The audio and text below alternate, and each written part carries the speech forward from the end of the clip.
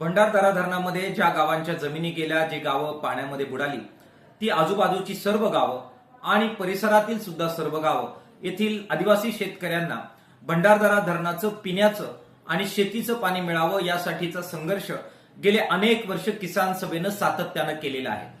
नुकताच राजूर ते लोणी जो लॉंग मार्च झाला त्यामध्ये सुद्धा ही मागणी प्राधान्यानं घेण्यात आलेली होती। त्यानुसार मंत्रालय या ठिकाणी बैठक झाली आणि जलसंपदा मंत्री राधाकृष्ण विखे पाटील यांच्या नेतृत्वाखाली उपस्थितीमध्ये झालेल्या या बैठकीमध्ये किसान सभेच्या शिष्टमंडळाने ही मागणी प्राधान्यानं लावून धरली। परिणामी या मागणीचं सर्वेक्षण करण्याचे आदेश हे जलसंपदा मंत्र्यांनी दिले होते। प्रत्यक्षात सर्वे मात्र होत नव्हता, त्यासाठी पुन्हा एकदा मार्क्सवादी कम्युनिस्ट पक्ष आणि किसान सभेच्या वतीने शेंडी या ठिकाणी जबरदस्त निदर्शनं झाली आणि आजूबाजूच्या सर्व गावांमध्ये व्हेकल मार्च करत ही मागणी उचलण्यात आली। त्याचा परिणाम म्हणून आता प्राथमिक पातळीवर एकूण 12 बुडीत बंधाऱ्यांचा सर्वेक्षण करण्याच्या साइट्स या जलसंपदा विभागाने प्रत्यक्ष पाहणी करून निवडलेल्या आहेत। किसान सभेचे कार्यकर्ते सुद्धा यावेळी उपस्थित होते आणि या साइट निश्चितीची पहिली पायरी ही पार झालेली आहे।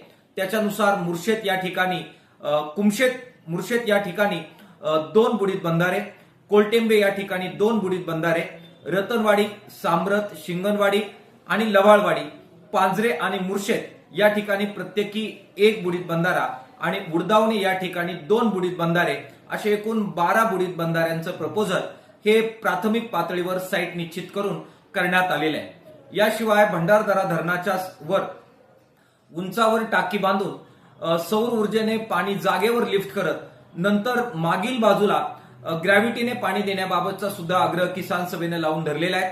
याच्या बाबतचे प्राथमिक पाहणी या अहवालामध्ये करण्यात आलेली आहे। त्याचबरोबर भंडारदरा धरणाच्या पूर्वेकडील आजूबाजूची जी सगळी राजूर पर्यंतची गावं आहेत त्यांना सुद्धा ग्रॅव्हिटीनं पाणी देता येईल का या संदर्भातला मागणी आणि अहवाल हा प्राथमिक पातळीवर किसान सभेच्या वतीने पुढे घेऊन जाण्यात आलेला आहे। जलसंपदा विभागाने आंदोलनाच्या पार्श्वभूमीवर या मागण्या मान्य केल्या आणि 2 पावलं पुढे पडलेली आहेत। हा किसान सभेच्या आंदोलनात सहभागी असलेल्या सर्व शेतकऱ्यांचा, परिसरातील सर्व कार्यकर्त्यांचा, लढणाऱ्या जनतेचा विजय आहे। किसान सभा आणि मार्क्सवादी कम्युनिस्ट पक्षाचा विजय आहे।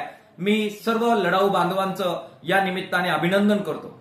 आता लोकप्रतिनिधी आणि जलसंपदा मंत्री यांची जबाबदारी अधिक आहे। जी मागणी मान्य करण्यात आलेली आहे ती प्रत्यक्षात यावी आणि या भागातील शेतकऱ्यांना पिण्याचं आणि शेतीचं पाणी मिळावं यासाठी त्यांनी प्रयत्न करावेत असं आवाहन आम्ही त्यांना करतोय।